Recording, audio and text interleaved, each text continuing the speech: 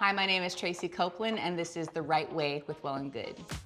Today I'm going to take you through the right way to do a reverse crunch. But first I'm going to take you through 3 common mistakes while doing a reverse crunch. Reverse crunches are great because they work the lower abs, which is a really tricky area to access.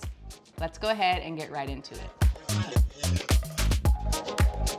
So, lying on your back. First common mistake I see, using momentum, okay? And then I also see the arch of the back happening. And then look how fast I'm going.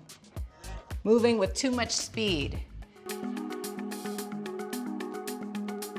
Now, the right way to do this, you want to make sure that you use your lower abs to lift your hips off of the ground, okay? And notice how when I do lower my legs down, I'm not arching in my lower back. And I'm moving with control. This is not about speed. Most of core work is with control and precision. You want to make sure that you're getting the full range of motion. With the reverse crunch, there's a few ways to make this more challenging and also a few ways to modify. Now, if you need to modify, I suggest putting your hands underneath you so you have a little bit more support and you're making sure that the lower back isn't arching, and then you lower down. That's one way to modify. Now, to make this a little bit harder, extend the legs, okay?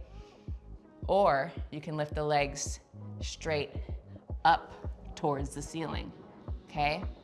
Another thing that you could do is add some ankle weights, okay? Add a little resistance. But make sure before you go on to any progressions that you're doing the move properly without moving too fast, without using any momentum, and you're moving with control.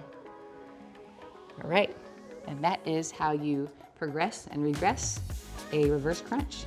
You want more right ways? Subscribe to Well+Good today.